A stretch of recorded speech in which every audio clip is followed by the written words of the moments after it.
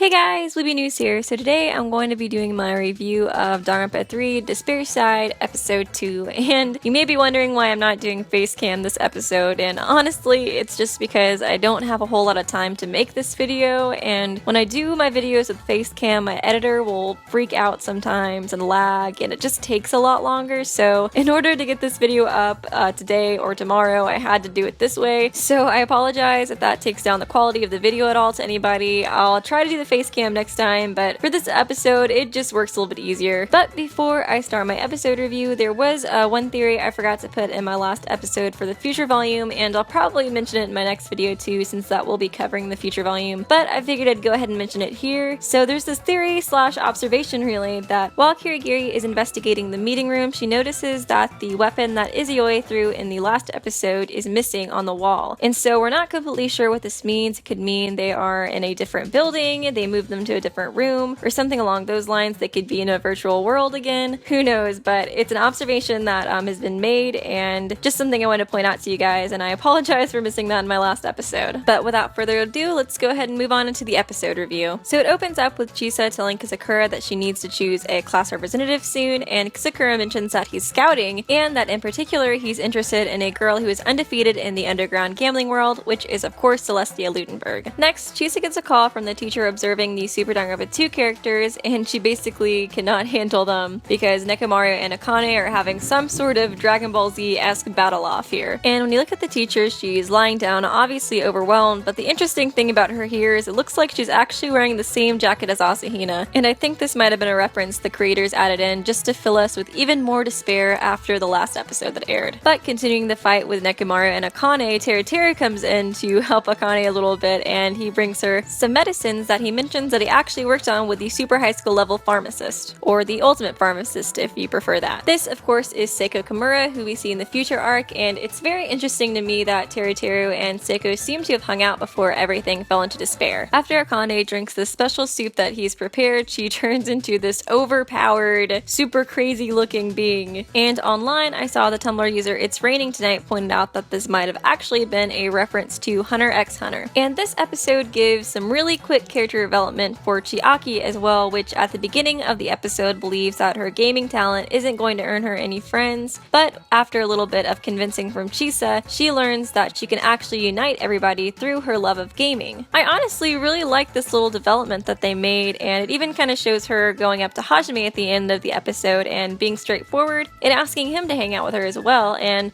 Chiaki is fairly shy, so I think it's cool they gave her this short little episode for some character development. And even though it was a short episode, it really didn't feel rushed to me at all. Then Munakata and Chisa talk on the phone about how they are actually investigating the Reserve Corps student together, trying to figure out what the steering committee is doing with the funds that the Reserve Corps segment is earning for the school. This scene was really interesting to me because I like that Munakata and Chisa are working together with this, and that they already sort of have a lead to the sketchiness of Hope's Peak Academy. I also have to say that Munakata acts very different from the little bit we've seen of him in the Despair arc compared to the Future arc. In the Future arc he seems much more intense, much more dictator-like almost, and something that I wondered in the last Future arc episode was what happened to Munakata to make him so intense. And looking at this and comparing it to the Future side, I feel like we probably will see what happened in this anime. The next scene is really interesting too because you see Mihiru talking with Chisa, and Mihiru mentions that she's about to have lunch with a friend from the Reserve Corps student, and it can be assumed that this friend is actually Sato, because as we know she was a Reserve Corps student and she is also friends with Mihiru, so I think it would make sense if that's who she's meeting. Next up is Hajime's conversation with Chisa outside of Hope's Peak Academy, and in this scene he mentions that he cannot afford to stay a Reserve Corps student. Chisa attempts to get some information from Hajime about the Reserve Corps section, but once she sees how down the dumps he is, she decides to encourage him to believe in himself instead. Once she leaves, Tengen comes up and talks to Hajime as well, and they begin talking about the Izuru Kamakura Project. They don't straight up say it, but from the context of this conversation, it's very obvious that that is what they are talking about. Hajime mentions that joining the project is the only way he can continue on being a Reserve Corps student, and Tengen continually tries to talk him out of joining the project. To be honest, when Tengen's character was first revealed in Famitsu a few months ago, I was really suspicious of him of being a part of the steering committee and trying to get Hajime to join, but after this scene he revealed that he's not a fan of the project and even tries to talk Hajime out of it. I have seen a few people still be sort of suspicious of him, and I think it was because of the line "do not fear normalcy," and it almost seems like it does scare Hajime more into doing the Izuru Kamakura project because he is so terrified of normalcy. Personally, as of right now, I feel that Tengen's intentions are good, but I have seen some people who feel that they are suspicious of him, so I guess we'll just have to wait and see. Next, we see the 77th class all playing video games because of Chiaki, who has brought them together. The whole scene of everybody playing video games together is absolutely adorable and super funny, and there's one sort of Easter egg I did want to point out here, and that is that there seems to be a sort of parallel to this scene and the 4th trial of Super Danganronpa 2, with them both facing off and meeting their end because of it, and in the video game it's obviously a lot less serious, but it is a cool little parallel. I saw it pointed out by the Tumblr user Enginewolfpersonalbunker. He also has a YouTube channel, I'll link both of those in the description. After this, we have what I assume will now be an infamous scene. It's this love potion scene, and it's basically that Teruteru made this incredible soup and had everybody enjoy it, and Saionji helped as well, and she included this ingredient that was made by Seiko and Teruteru that makes everyone feel very hot for some reason.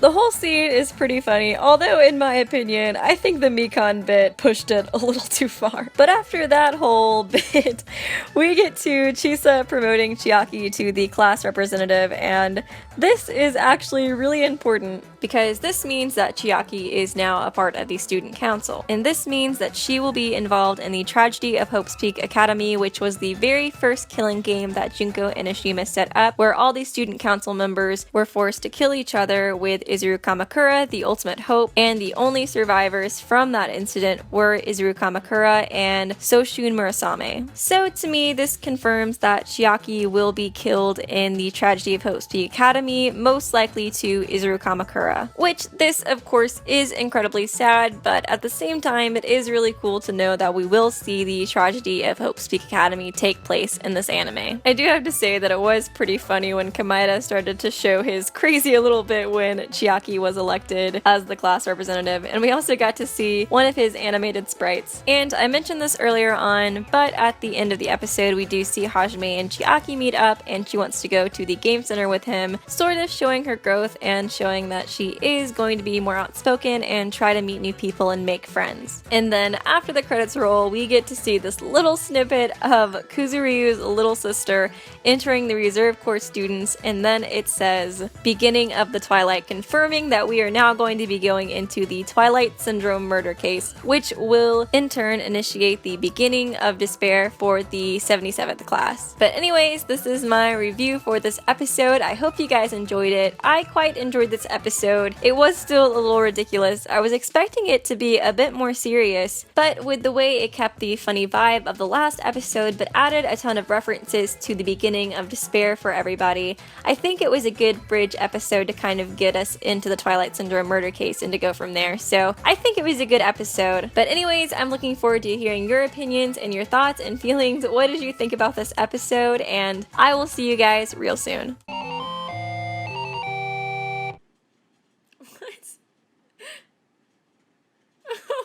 What is this?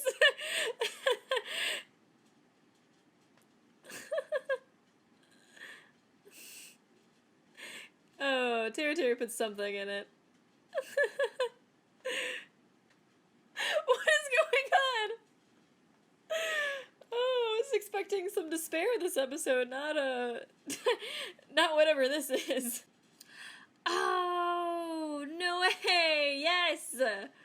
Yes! I was wondering. Sweet! Ah! That gets me so excited! Subscribe to Weeby News for more hope-filled videos.